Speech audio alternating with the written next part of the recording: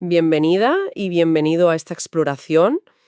Hoy nos metemos con un tema, bueno, denso, pero la verdad es que fascinante. El primer capítulo de un texto universitario de Historia Económica Mundial. Sí, un buen punto de partida. La idea es intentar sacar lo esencial de un viaje larguísimo, ¿no? Cómo la economía del mundo pasó de milenios donde casi no se movía nada a los cambios tan enormes y sobre todo a las desigualdades tan bestias que vemos hoy. Exacto. Y para seguir ese hilo, vamos a usar el Producto Interior Bruto per cápita. A ver, sabemos que tiene sus pegas, ¿no? Como medida del bienestar real. Pero bueno, nos sirve para dibujar la foto general de la historia. Claro. Y los textos nos lanzan preguntas gordas, ¿eh? Porque algunas sociedades pegaron ese estirón económico tan brutal y otras se quedaron atrás. ¿Y cómo puede ser que hoy tengamos una riqueza que nunca antes se había visto y al lado siga habiendo tanta pobreza? Es que para empezar fuerte, las fuentes ponen un ejemplo que te deja pensando de 2012. Noruega, con una renta media altísima, casi $49.000 ajustados, ¿eh? O sea, teniendo en cuenta lo que compras allí con eso. Sí, la paridad de poder de compra, fundamental. Y al otro lado, la República Democrática del Congo, con apenas $319. Uf, Es que la diferencia es 152 veces. Es una barbaridad. vaya brecha. Y esto, claro, nos mete de cabeza en un concepto que el texto machaca bastante: la gran divergencia. Vamos a intentar entender qué es eso y por qué se produjo. Vale. Pero antes de meternos de lleno con la gran divergencia, yo creo que es importante entender de dónde venimos, ¿no? El punto de partida, porque la mayor parte de la historia humana, en lo económico, fue, pues, radicalmente distinta a lo que vino después. Sí, totalmente. Los materiales pintan un mundo, eso, de estancamiento, ¿no? Durante miles y miles de años. Desde que aparece el Homo sapiens en África, hace unos 200.000 años, Ujú. la vida nómada, cazadores-recolectores, el progreso, si lo mides en cuántas cosas tenía cada persona, era lentísimo. Vaya, que la gente se dedicaba a sobrevivir y poco más. Y después de superar obstáculos enormes, como la última glaciación hace unos 10.000, 13.000 años, pasa algo fundamental: la revolución neolítica. La agricultura, la ganadería. El gran cambio. Eso es. Pero ojo, que los textos insisten mucho en esto. No fue una cosa que pasara de golpe ni en todas partes a la vez. Surgió en distintos sitios del planeta, de forma independiente. Y ahí ya. Ya empieza el lío, ¿no? Las diferencias. El texto como que sugiere que no fue casualidad dónde pasó y cómo pasó. ¿Qué factores hicieron que unos caminos se separaran de otros tan pronto? Pues mira, fundamentalmente, la geografía y, y la biología que había disponible en cada sitio. Eurasia, digamos, partió con ventaja. Ajá, Tenía más plantas silvestres que eran fáciles de domesticar y que daban mucho rendimiento. Los cereales, vamos, trigo, cebada, arroz, que encima se guarden bien. claro. Y también tenía más especies de animales grandes que se podían domesticar: la vaca, el caballo, la oveja, la cabra, el cerdo, que eran vitales para comer, para moverse, para trabajar la tierra, hasta para la guerra. Entiendo. O sea que no era solo ponerse a cultivar, sino qué podías cultivar y qué animales tenías a mano para criar. Los materiales le dan mucha importancia a esta especie de lotería biológica del principio. Justo eso. Piensa en América, por ejemplo. Allí solo domesticaron a gran escala la llama y la alpaca. O en África subsahariana, que no tenían acceso a esos grandes mamíferos clave de Eurasia. Y encima, la propia forma del continente eurasiático. La forma. Sí, que es más ancha que alta, digamos. Su eje principal es este-oeste. Eso hizo mucho más fácil que se difundieran las plantas, los animales, las técnicas, porque compartían latitudes, climas parecidos. Ah, claro. En América o África, con esa orientación más norte-sur, las barreras de clima eran mucho más grandes. Vale, vale. Entonces, la conclusión importante que sacan las fuentes de esta época tan remota es que esta mezcla de geografía y biología ya creó una primera gran divergencia, mucho antes de lo que solemos pensar. Marcó una ventaja de salida para algunas zonas de Eurasia. Efectivamente. Y eso permitió que la población creciera más, que surgieran las primeras grandes civilizaciones, pues Mesopotamia, Egipto, el Valle del Indo, China. Ujú. Que hubiera más división del trabajo, inventos como la escritura, la rueda, pero ojo, que también trajo problemas nuevos. ¿Cómo cuáles? Pues al vivir más gente junta y más cerca de los animales, empezaron las grandes epidemias. Uf. Y sobre todo la economía se quedó como atrapada en lo que llamamos la trampa maltusiana. Hablemos de eso, de la trampa maltusiana, porque es una idea que sale una y otra vez en los textos para explicar por qué el progreso era tan lento antes de la industria. ¿Cuál es la idea básica que describen? Pues la idea central, que viene de Thomas Malthus, es que en esas sociedades agrarias, antes de la industria, la población solía crecer más rápido que la capacidad de producir comida de forma sostenida. Bailo. Si había alguna mejora técnica o se conseguían más tierras para cultivar, lo que se llama crecimiento extensivo, pues bueno, había un respiro temporal.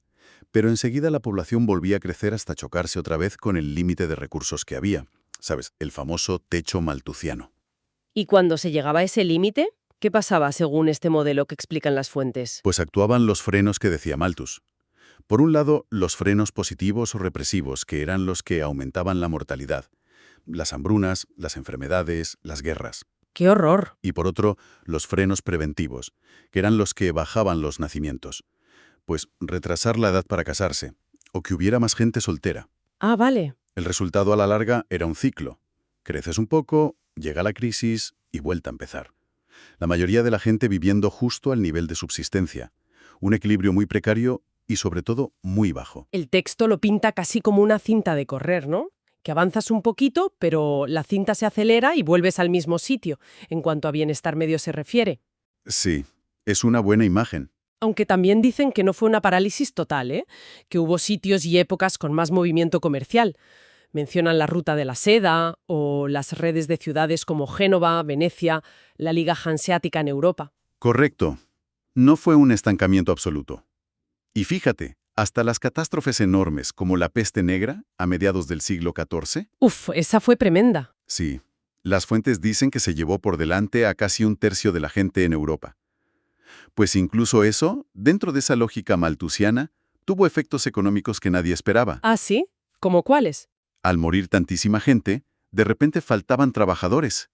Y eso hizo que los salarios de los que sobrevivieron subieran bastante. Anda. Y cambió también la relación de poder entre los señores y los campesinos. Fue un reajuste, bueno, brutal. Vaya. Un recordatorio un poco tétrico de cómo funcionaba ese mundo. Pero las fuentes dicen que, a partir del siglo XV, algo empieza a moverse de otra manera, de forma más decisiva, que vemos cosas distintas pasando en sitios distintos del planeta. Sí, así es. Por un lado, tenemos esas expediciones marítimas impresionantes de los chinos, las del almirante Zheng He a principios del XV. Llegaron hasta África Oriental, imagínate. Impresionante. Demostraron una capacidad naval enorme, pero su rollo era más diplomático, de prestigio, y al final pararon esas expediciones. Mm. Y por otro lado, casi a la vez, empieza la expansión europea por mar.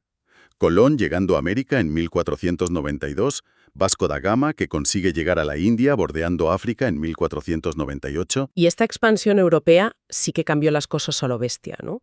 Según cuentan los materiales, tuvo consecuencias enormes y muchas veces terribles. Desde luego. Empezó la época de la colonización, de explotar los recursos de América, sobre todo la plata y el oro. Y ese intercambio de bichos y plantas brutal, el intercambio colombino que llaman. Exacto. Cultivos americanos como la patata o el maíz, que cambiaron la dieta en Europa y Asia. Ujú. Y al revés, el trigo, la caña de azúcar, que viajaron a América y transformaron los paisajes y las economías de allí. Pero también está la parte más oscura, que las fuentes subrayan mucho, el comercio de esclavos africanos a través del Atlántico. Sí, una tragedia inmensa. Millones de personas arrancadas de África a la fuerza para trabajar en las plantaciones de América. Tuvo un efecto devastador en África, que todavía dura. Madre mía. Y al mismo tiempo generó unas ganancias enormes para las potencias europeas y para las élites de las colonias. Todo esto, claro, redibujó el mapa de la economía mundial.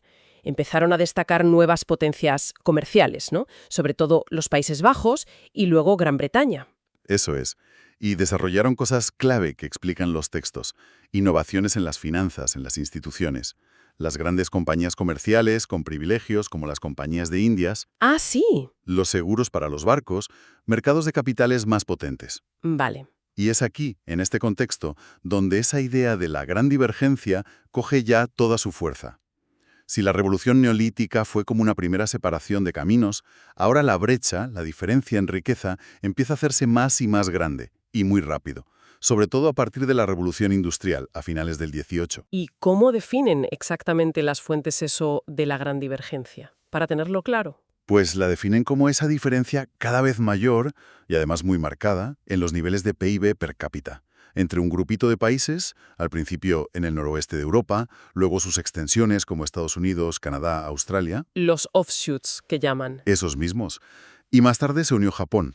Pues la diferencia entre ese núcleo y todo el resto del mundo es la brecha entre los países ricos y pobres a escala mundial, básicamente. El texto lo ilustra con datos muy potentes, como el de la producción de manufacturas en el mundo.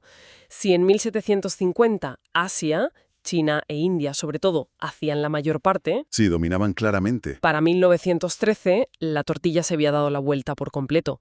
Europa y Norteamérica eran las que dominaban la industria. Es un cambio espectacular. Sí, sí, un vuelco total. Y también es súper importante la distinción que hacen las fuentes entre esta desigualdad entre países, la gran divergencia, y la desigualdad dentro de cada país. Que esa se mide con cosas como el índice de Gini, ¿no? Exacto. Y sobre esto citan estudios nuevos como los de Branko Milanovic, que llegan a una conclusión muy fuerte. ¿Cuál? Que desde finales del siglo XIX lo que más explica la desigualdad total en el mundo no es a qué clase social perteneces dentro de tu país, Anda. sino en qué país has nacido. La diferencia entre países se convirtió en el factor principal de la desigualdad mundial. Donde naces importa muchísimo. Uf, eso da que pensar, ¿eh? Desde luego, plantea dilemas enormes sobre la justicia, las oportunidades, a nivel global. Como dicen los textos, si los países más pobres no consiguen acercarse, pues es normal que la gente intente irse a los países más ricos. Es una consecuencia directa de esa divergencia histórica. Y llegamos entonces al gran punto de inflexión, ¿no? Lo que marca el inicio de nuestra era, la revolución industrial. Las fuentes la presentan como la gran ruptura. Sin duda. Empieza en Gran Bretaña a finales del 18 y es el pistoletazo de salida para lo que un economista, Simon Kuznets, llamó el crecimiento económico moderno.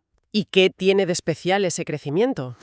Pues la clave es que es un crecimiento sostenido del PIB per cápita, algo que no se había visto nunca antes en la historia a largo plazo. Se basa en cambiar la tecnología continuamente y en transformar las instituciones a fondo. Fue la forma de escapar de la trampa malthusiana. Al menos para los que se subieron a ese carro. Claro, para los países que se industrializaron. Los materiales describen esto como si fueran olas de tecnología, ¿no? Una detrás de otra. Sí, es una buena forma de verlo. La primera revolución industrial, más o menos entre 1760 y 1850. El centro es Gran Bretaña. La máquina de vapor, el carbón como nueva energía, las máquinas para hacer textiles, las fábricas. Ujú. Se pasa de un crecimiento basado en usar más cosas, más tierra, más gente, que era el crecimiento extensivo de antes, a uno basado en usar las cosas mejor, más eficientemente. Crecimiento intensivo, con más productividad. Vale. ¿Y la segunda ola? La segunda revolución industrial. Esa va desde finales del 19 hasta la Primera Guerra Mundial, más o menos. Aquí las estrellas son la electricidad, el motor de combustión, que usa petróleo, el acero barato, la química industrial, el teléfono. Vaya cambio también. Enorme. Esta segunda ola es la que impulsa la producción en masa. Piensa en Ford, en Taylor, las grandes empresas modernas. Y aquí vemos cómo suben nuevas potencias, Estados Unidos, Alemania, que adelantan a Gran Bretaña. Y también Japón, que se industrializa a toda velocidad.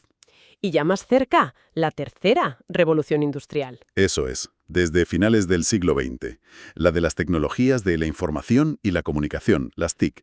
Ordenadores, Internet, móviles. Nuestro mundo, vamos. Exacto. Y esta última, como señalan los textos, ha pegado un acelerón a la globalización. Ha hecho más fácil llevarse la producción a otros países, la deslocalización. Ha hecho crecer muchísimo el sector servicios en los países ricos. Y también ha visto cómo surgían nuevas potencias como China o India, los famosos BRIC. Pero este crecimiento moderno no fue solo tecnología, ¿no? Vino con cambios sociales, demográficos, brutales. Claro, totalmente ligados. Uno fundamental es la transición demográfica. ¿Qué es eso exactamente? ¿Qué explican las fuentes? Pues es el paso de cómo funcionaba la población antes, mucha natalidad, mucha mortalidad, y la población crecía poco, a cómo funciona ahora, poca natalidad, poca mortalidad, y la población también crece poco o incluso baja. Vale. ¿Y cómo se pasa de un estado al otro? Pues primero, lo que baja es la mortalidad, gracias a que mejora la higiene, la sanidad, la comida. Ajá. Como la natalidad sigue alta, al principio, ¡boom!, la población se dispara. Es la explosión demográfica. Ya. Pero luego, más tarde, empieza a bajar también la natalidad, ¿Y eso por qué? ¿Qué dicen los textos? pues apuntan a una mezcla de cosas. Muere menos gente de niño, así que ya no hace falta tener tantos hijos. Entiendo. Cambia la cultura, la gente se va a vivir a las ciudades, las mujeres tienen más acceso a la educación, al trabajo, en fin, una combinación. ¿Y el resultado final? Pues en los países avanzados hoy tenemos un crecimiento de la población muy bajo, o nulo, y un envejecimiento muy fuerte. Un problema demográfico, diferente al de Malthus, pero un problema también. Otro cambio social enorme fue la gente yéndose del campo a la ciudad, ¿no? La urbanización masiva, que al principio fue durísima, por lo que cuentan. Sí, sí. Las fuentes describen condiciones de trabajo terribles al principio. Jornadas larguísimas, sueldos de miseria, cero seguridad. Hmm. Y eso, lógicamente, hizo que surgieran los movimientos obreros, los sindicatos, luchando por mejorar las cosas. Y poco a poco se consiguieron cambios. Claro, regulaciones laborales, que la educación fuera pública y obligatoria, avances en la democracia, como el voto para todos. Y en algunos sitios, sobre todo en Europa occidental, después de la Segunda Guerra Mundial, se montó el estado del bienestar. Exacto, con sanidad pública, pensiones, cosas que ayudaron a reducir la desigualdad dentro de esos países durante bastante tiempo. Aunque los textos también usan un concepto, la ratio de extracción. Sí, para mostrar cómo las élites de antes se quedaban con una parte mucho más grande de la tarta que en las democracias modernas. Aunque, ojo, advierten que últimamente la desigualdad dentro de los países ricos está volviendo a subir. Todo esto está muy conectado con la globalización, ¿no? Totalmente. A ver, comercio internacional siempre ha habido, pero la era industrial lo multiplicó por 1000. El imperialismo del siglo XIX, por ejemplo, como explican los textos, tenía mucho que ver con que las industrias europeas necesitaban materias primas y sitios donde vender sus productos. Claro. Se crearon unas relaciones económicas entre el centro y la periferia que han durado muchísimo. Y después de las guerras mundiales y la Gran Depresión se intentó poner un poco de orden en todo esto, ¿no? Con instituciones nuevas. Sí, se creó la ONU y luego los acuerdos de Bretton Woods, que montaron el Fondo Monetario Internacional y el Banco Mundial para intentar dar estabilidad financiera. Ujú. Y el GATT, que luego se convirtió en la Organización Mundial del Comercio, para intentar que hubiera más libertad de comercio. Y en las últimas décadas la globalización se ha acelerado todavía más. Muchísimo más, impulsada por la tecnología. El contenedor marítimo, que parece una tontería, pero abarató el transporte una barbaridad. Sí, es verdad. Las TIC, Internet y las estrategias de las empresas multinacionales de llevarse la producción a donde les sale más barato. El resultado es un mundo súper interconectado. Pero también un mundo donde están surgiendo centros de poder nuevos, ¿no? Exacto, la cosa se está moviendo. Bueno, hemos recorrido un montón de terreno, ¿eh? Siguiendo el hilo de estos materiales. Desde esa época preindustrial larguísima, dominada por Malthus, pasando por esas ventajas iniciales de la revolución neolítica hasta la revolución industrial que, bueno, soltó las amarras del crecimiento moderno, pero a la vez cavó esa zanja enorme de la gran divergencia que todavía marca el mundo. La visión histórica que nos dan las fuentes es bastante clara, yo creo, que la mezcla de geografía, tecnología, instituciones y decisiones humanas ha creado caminos económicos muy distintos. Sí. Y la globalización de ahora, con ese resurgir tan impresionante de Asia, sobre todo China, pues sugiere que los equilibrios de poder que se montaron hace 2 siglos a lo mejor están cambiando otra vez. Y los textos acaban con una advertencia que no podemos ignorar y que ha estado ahí durante todo este proceso de crecimiento. La sostenibilidad. Fundamental. El mismo motor que nos sacó de la pobreza de Malthus y que ha mejorado la vida de muchísima gente, pues ha creado unas presiones sobre el medio ambiente brutales. El cambio climático, el límite de los recursos. Es la gran paradoja, ¿no? Totalmente. Lo que nos deja con una reflexión final, que me ha gustado. Inspirada en esa cita de Bob Dylan que mencionan, los tiempos están cambiando. La historia económica nos enseña que nadie tiene el liderazgo asegurado para siempre y que los cambios pueden ser profundísimos. Desde nuevo. Viendo la velocidad a la que va todo ahora, las nuevas potencias, los retos de la tecnología, el medio ambiente, la pregunta que te dejan flotando estos materiales es inevitable, ¿no? ¿Cuál dirías que es? Pues estamos metidos en medio de otra de esas reorganizaciones gigantes del poder económico mundial. Y sobre todo, ¿qué podemos aprender de todo este pasado tan complejo para entender y para intentar navegar el futuro que se nos está viniendo encima? Buena pregunta para cerrar. La historia no da respuestas fáciles, pero sí que ayuda a hacerse las preguntas correctas, creo yo.